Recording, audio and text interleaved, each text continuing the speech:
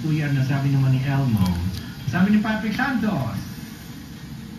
Teka, dito pa. Ang tao doon nakatingin na meron man akong open yung dito. Ayan, sige. Ayan, basahin mo na. Sa una lang po masarap ang magmahal ng batugan. Sooner or later, sasawaan ka rin. Ganda ng tandem ni Idol Arnel at Hot Mama.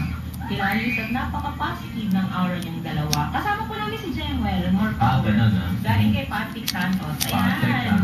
Alan Tolentino, happy second week 3 po sa inyo. Sir Arnel, Jemuel at Hot Mama Lou. Late na ako nagising, ngayon lang ni nakikinig. Okay, sabi naman ni Apollo Dizon, dapat hindi hinahanap si Mr. Bright. Okay na yung Mr. Comfortable. Okay rin ha, Mr. Comfortable parang unan. Kutsyo na hanapin. Sabi naman ni Algin Malapote Formilang, kung sa tingin mo is para walang future, huwag mo nang patulan. Papaasahin mo lang ang taong yan. Pero sana huwag din maging mapangmata sa kanila dahil walang tao ang nakakala kung anong meron sa future. Alam mo, meron akong nagchichismis eh. Ano yan? Kaya lang, hindi ko mababanggit ang pangalan ha. Papatayin ko na lang yung mic pag binanggit. Sige.